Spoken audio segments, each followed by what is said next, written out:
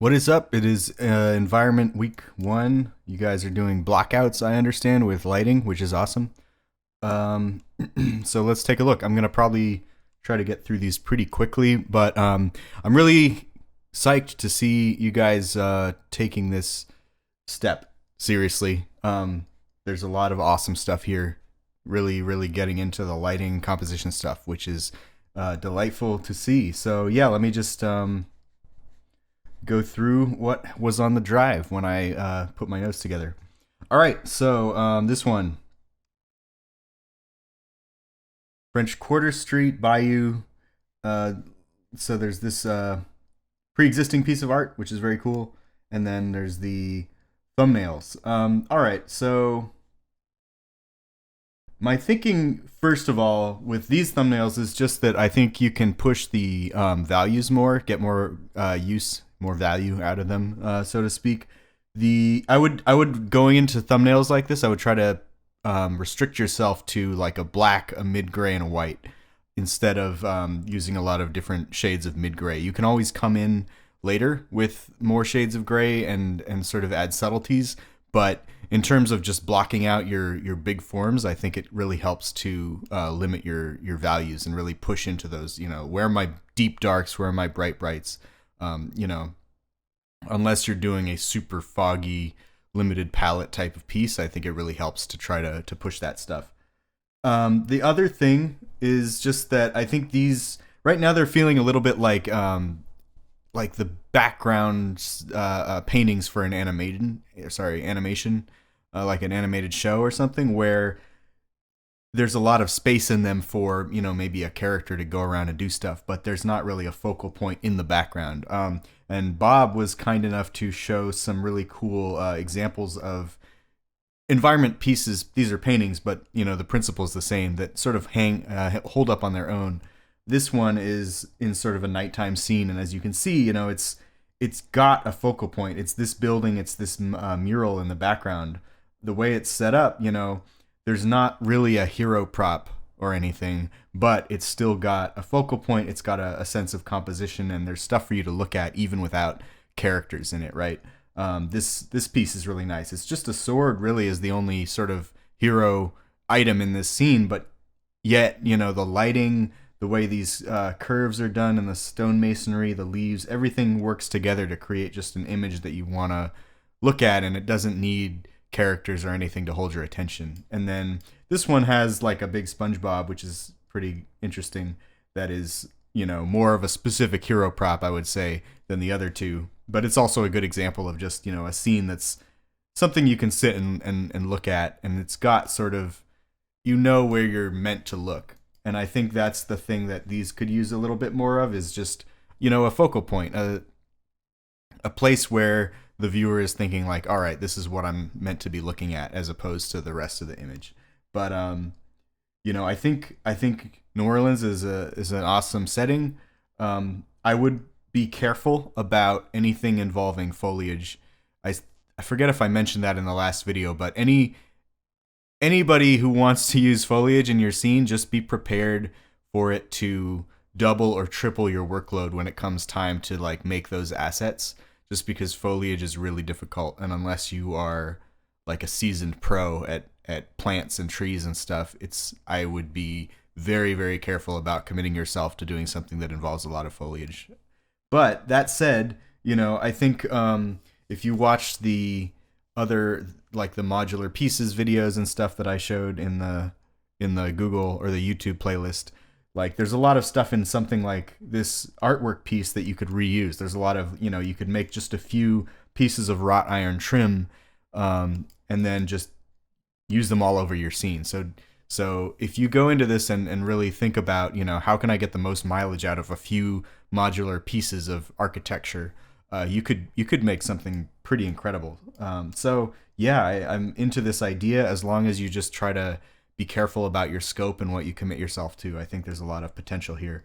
I would definitely maybe go try stuff in 3D too with Unreal, or if you feel comfortable lighting stuff in Maya, try to block some stuff out there too, and just see what you can get in terms of composition with like a focal point, because I think that'll be really helpful.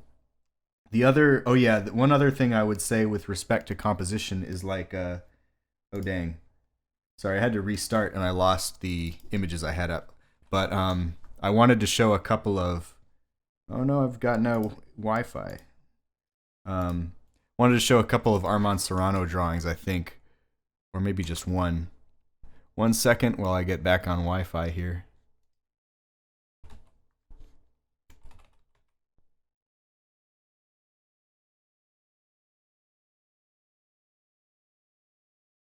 All right, yeah. So this is it's an environment design from Zootopia, and I think this is a great example of like environment art, just because there's no real hero props in here. There's nothing that's like a set piece item. You know, you've got a sink. It's a basic sink. There's nothing special about this sink. There's nothing special about this mirror cabinet. There's nothing special about any of these pipes. Everything in here is like a pretty bog standard object, right?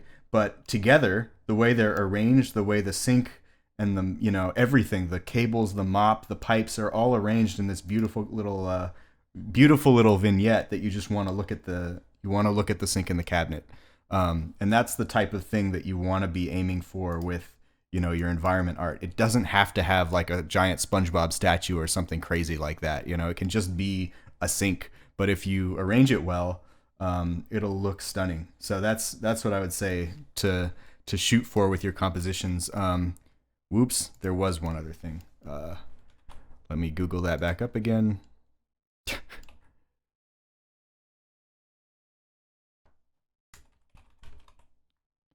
And I'm spending a lot of time on this one just because these apply to a lot of the ones I'm going to be looking at. So I'm not singling these thumbnails out or anything. But these are things I did want to talk about in general. Oh yeah, so this I showed in the last video, but I wanted to emphasize like the depth. There's so many different layers to this piece. You know, there's buckets and pipes in the foreground. He's using value really well to separate the foreground and background. And you can see, you know, going from these pipes all the way to the background with that atmospheric perspective, there's just so much depth, foreground, middle ground, background to this image. And I think that's something that a lot of the ones this week so far are struggling with a little bit, is just, you know, there's some stuff like this, you know, this street lamp in the foreground is, you're thinking in the right direction. But there's also stuff like this where, you know, everything is middle ground, background. There's no foreground items. This has sort of an awning doing some of that work. So, you know, do more of that, I would say. Try to make those shapes really interesting and think about how they can frame your whole composition in a fun way. But yeah, I think you are on the right track. I would just keep hammering at these thumbnails and really try to get your block out sort of dynamic with layers to it. I think that would be really cool. All right, this one, Unreal, awesome. Yeah, I am really into the stuff here. In particular, like I showed these to Bob and he was like, now that's a block out. So I think you're on the right track. I'm really into this marketplace setting. I like the way you're using light. I think that's awesome. These ones I'm not sure are as successful. I'm worried about like what is beyond these. I am assuming they're like rocks or something, unless this is like floating rocks in the sky. I'm not really sure, but it's sort of like what's past there, you know, because then you might be opening the door for just like an infinite scene where you have to spend a lot of time sort of filling out the horizon and stuff. So that can be dangerous with like outdoor environments. You want to be careful and restrict, you know, the amount of work you're committing yourself to. But besides that, like I'm really into the block out. You know, it's rough, but that's fine. I think worrying about those shapes first and the composition first is exactly what you want to be doing. And you can always come in and like, you know, make these buildings more finished later. So yeah, I'm really into these in general, especially I think this is my favorite, or both of these like are really awesome. Honestly, I'm into the marketplace. I think, you know, it's cool to see it laid out like this because you can then go through it and make an asset list of like, okay, what do I need to build? And you can just gradually swap out like this column, these awnings until you have a finished scene. And it seems like I'm into your notes too. I think you're putting a lot of thought into how you're going to approach this, which is exactly what you want to be doing. So really nice work already listing out the assets. I think you're thinking in exactly the right direction here. So yeah, really, really nice work. Um, One thing I thought was weird was just the way the airship is tilted. Maybe I don't know anything about airships, but I don't usually envision them as like, because this looks like it's sort of horizontal, and then it gives you the impression that it's been like cut and pasted into this image. I think, which maybe that's just me, but I think I would expect it to be more like horizontal as an airship, especially with sort of the gondola hanging down from it. But who knows? I would say do what feels right for you. Going on to this one. Oh yes. All right. Wanted to capture the feelings of these pieces. City street at night, nightlife. Love that. I think I know who this photographer is. He's got a lot of awesome stuff. And then or a cozy, inviting cafe. Both good. I would say so. Thumbnails, making big, bold statements with your lights and darks. I think I would try to maybe. These are a really good first step. They're very obviously like very small, very rough. So definitely want to graduate from these to doing something more like this. So you are, which is good. I would say, but like the you've got your blacks, your grays, and your whites, and you don't need any more than that. I think that's the right place to start. I think you're losing some of that like clarity of lighting when you get to these. It feels more like sort of a diffuse global illumination light rather than like a really strong something like this, right? So I would think about how you can control your lighting more in these scenes and make really bold statements, and like don't be afraid to put a strong directional, use a point light if you want to kick up a certain area, even if it's like not physically accurate. You can break all the rules if you want. Anything you can get away with, you can do.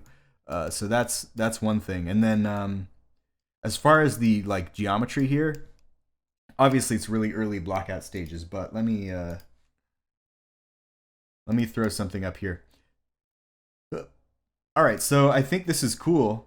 I would say you don't need color just yet, so I'm just gonna nuke that for a second.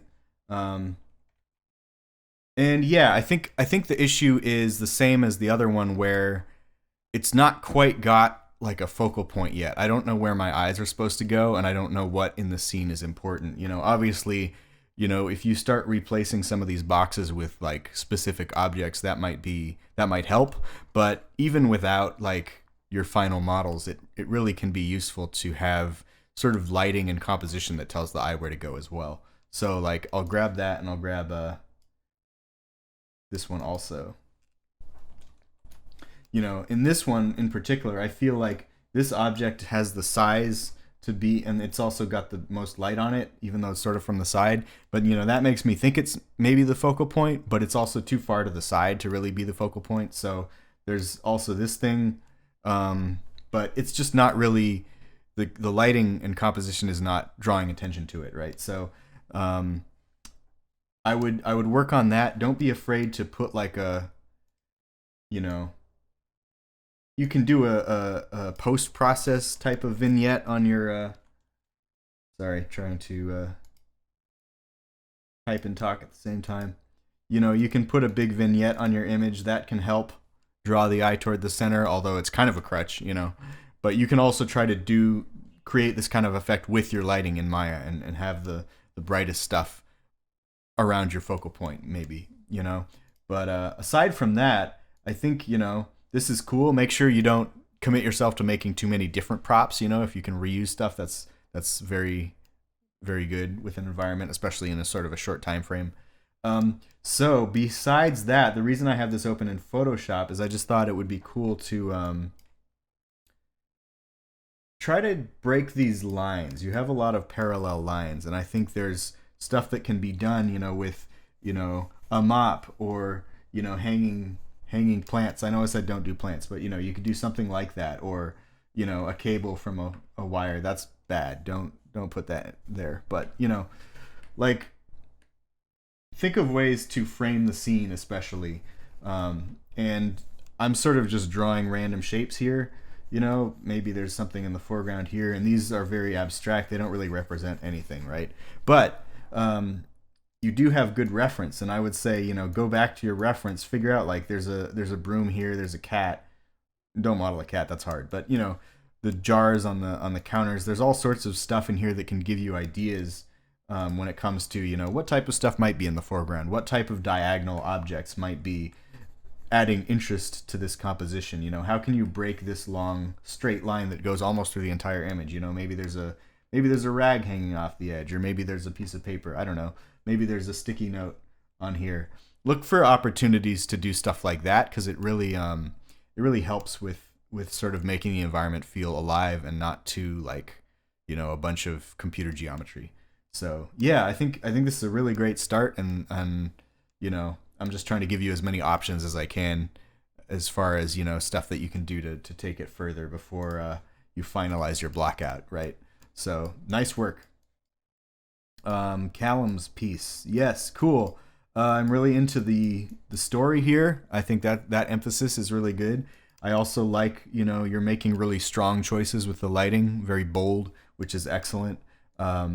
I think you're on the right track here. Like, I like this. It feels very much like a 1950s film or something, which is awesome. Those old black and white movies also made really bold choices with lighting, even if they weren't like realistic. They were like super intense, and that sort of horror horror sci-fi X-Files type of thing here I think is really working.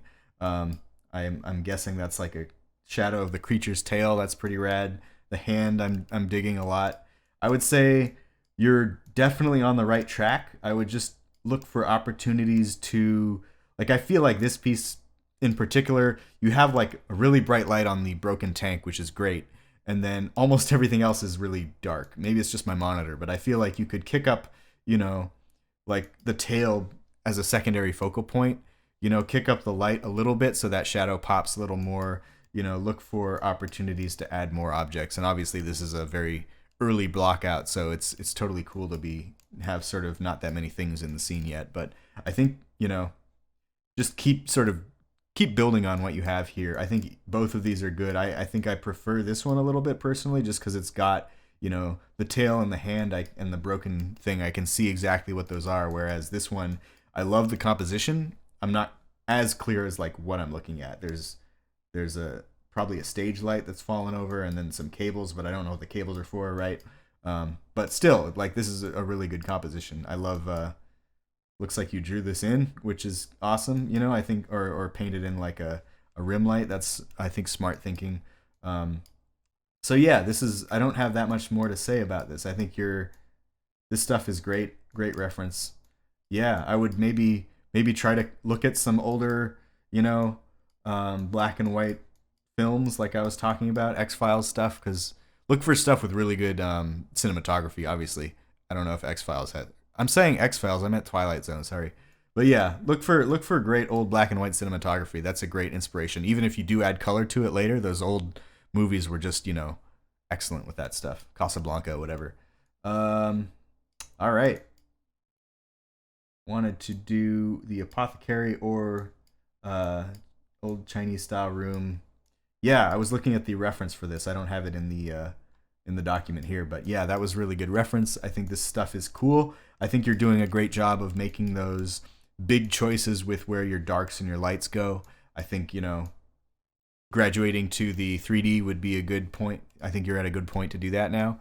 I think both of these are good. I would say the same thing about plants, is just like, I'm not saying don't do any plants at all, but like if you were going to do something that had these trees outside, try as much as you can to, make like one tree that you can then reuse and rotate to make it look like a bunch of different trees, or, just make 2 or 3 different branches and then build out your tree with those branches. Just, excuse me, try to limit the amount of work you do on foliage, just because it is a huge time sink.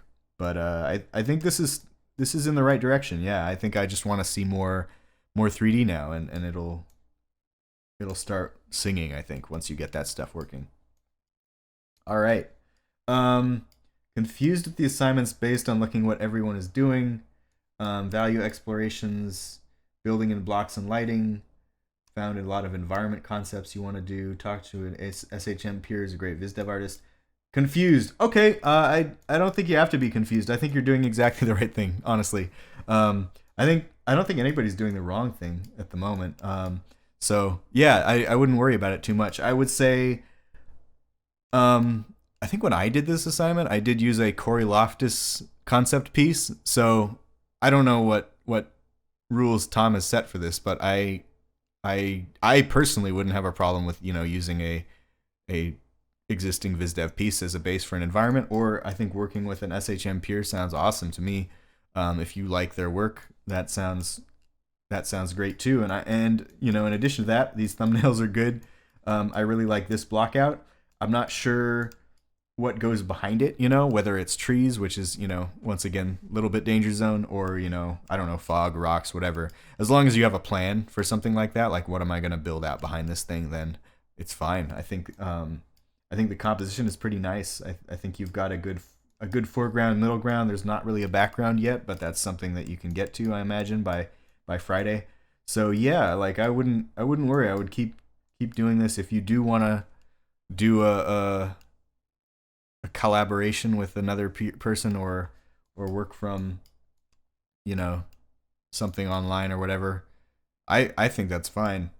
But yeah, obviously up to Tom as far as like constraints of the assignment. I like this Catalina or whatever. That seems like it would be really hard to make in the time we have, but that would be awesome to see. Um, yeah, this stuff is cool. I'm really into it. That's all the thumbnails and blockouts I think from this week. Once again, I can probably put these on the drive or something. I just love, in particular, this one, the way they are dividing, the black background from the middle gray and then the super light. Like this is basically three tones. It's really nice how the sword is far enough to the side that it's silhouetting separately from the light. Like it's completely distinct, which is awesome. This is all really, really well composed. This thing is cool too. Bob showed me this, and I'm just very impressed by the way they're using light to just draw your eye, show you what you're supposed to look at. Obviously, there's some interesting architecture here that's doing some work to draw the eye as well. But really, like even if this was a normal building, the way this mural is done and lit up is just incredible. So yeah, look for ways to just make really bold choices with your lighting that emphasize your focal points. This thing is crazy. All right, yeah, I think that's all I wanted to say for today. So yeah, I'm really excited to see what is done on Friday and next week. So good luck, everybody.